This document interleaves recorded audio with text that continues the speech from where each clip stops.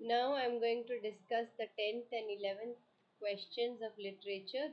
These are the questions of the question paper 2025 to 2026. In the 10th question, you have to answer any of the following questions in about 100 to 120 words. The first one is examine the similarities and differences between the tiger in the zoo and the dragon in the tale of Custard and Dragon.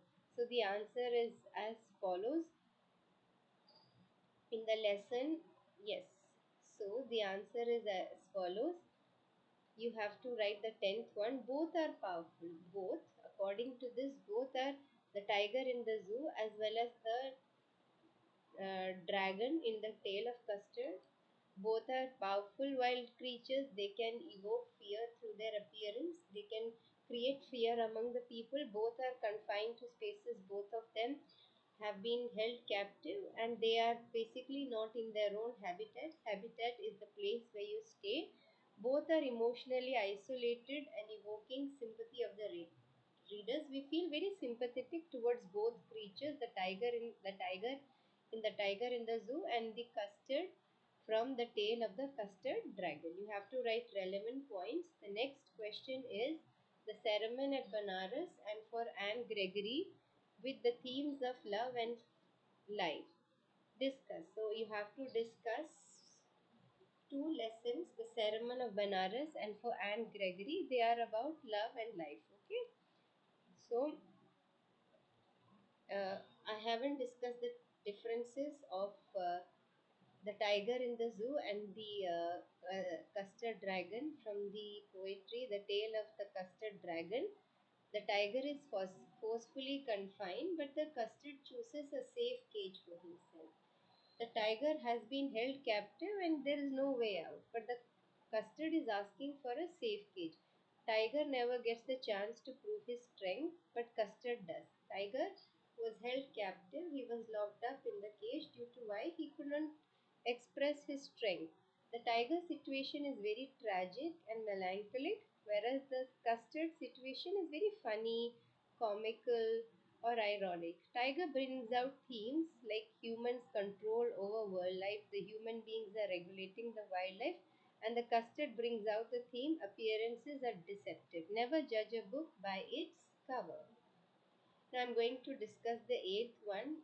How are the lessons the sermon at Banaras and Ag Gregory about love?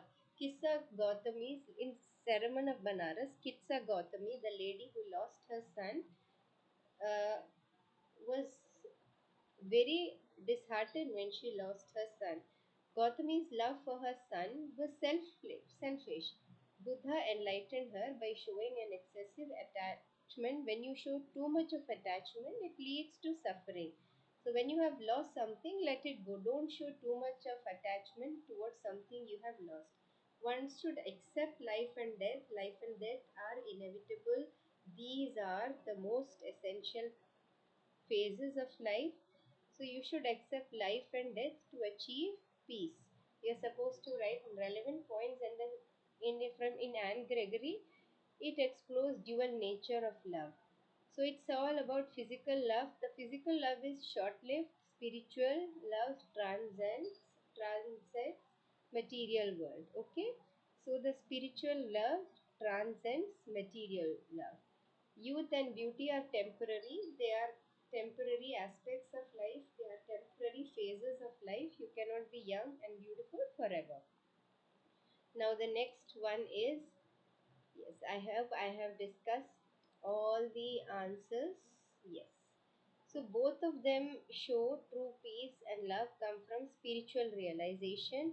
Clinging to beauty, youth, life leads to suffering. You should not be carried away beauty or youth. Accepting the reality brings peace. Now I'm going to discuss the 11th one.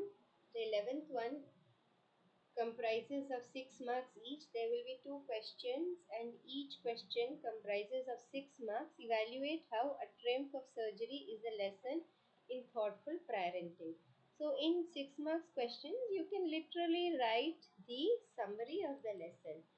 So the 11th one will be as follows. Pumphrey's excessive love nearly kills Tricky. Mrs. Pumphrey was the owner of Tricky. She loved him immensely. She had overprotected Tricky so much that she mistakes indulgence for care. She thought that if she indulges in the life of Tricky, she's indirectly taking care of Tricky. Tricky became like a bloated sausage. Tricky had put on a lot of weight. At the surgery too, Mrs. Pumphrey was trying to overweight. She was trying to enhance the weight of Tricky. So at the surgery, she continued to send eggs, brandy, and other treats. Even at the surgery, she sent a lot of eatables for Tricky. She ignores Dr. Harriet's advice of giving him excessive and cutting down on chocolates. Love without discipline. For all the parents, if you blindly love your children, then you're doing a mistake. So Mrs. Pumphrey had overfed Tricky due to why his weight had been increased to a great extent. He started looking like a bloated sandwich, and even when Tricky was in the hospital, she kept on sending him a lot of food. She sent him eggs, brandy, and other treats. So, Mr. Dr. Harriet was very particular that Tricky reduces the quantity of his food and he should commence doing exercises. He should avoid eating sweets and chocolates. So, love without discipline is harmful. So you should have love your children, at the same time you should be disciplined. So real care, when you really love your children, you should set boundaries. You should set clear boundaries. You should learn to say no. Spoiling children with excessive damages them. When you keep on spoiling your children by providing whatever they want, you are damaging them. Thank you so much and have a nice day. I have to discuss the very last question. Explain how the necklace critiques the obsession with the appearance and social status. The answer is as follows. You have to write 6 points.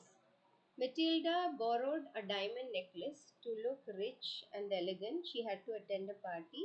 She spends 10 years in poverty repaying the debt for the replacement. Since she lost the necklace, she had to borrow money to buy a new necklace. It was the necklace that she had for the party was borrowed by Jeannie Frostia, her friend.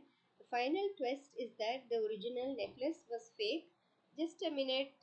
So, the final twist is that the original necklace was fake. Matilda sacrificed her youth and health for one night of pretending. She wanted to look really elegant at the party. In order to do that, she had to borrow the necklace from her friend. Unfortunately, she lost the necklace. She had to borrow a lot of money to buy a new necklace. She could not repay the loan because she bought the new necklace by availing loan. She had to spend 10 years by working very hard to repay the loan. She had lost her youth and beauty by working very hard. She equated worth with wealth, physical appearance, and social status. The irony is that the very thing that she was longing for was fake. She was leading a fake life.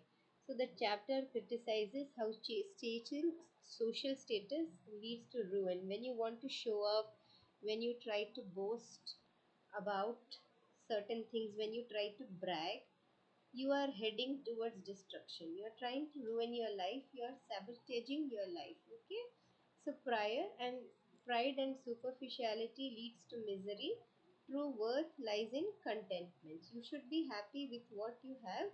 You should not have any undesirable wishes. You should not have any unwanted wishes. You should spend money as per your capacity. Thank you so much. I have discussed the answers. I have discussed the answers of literature. Thank you so much.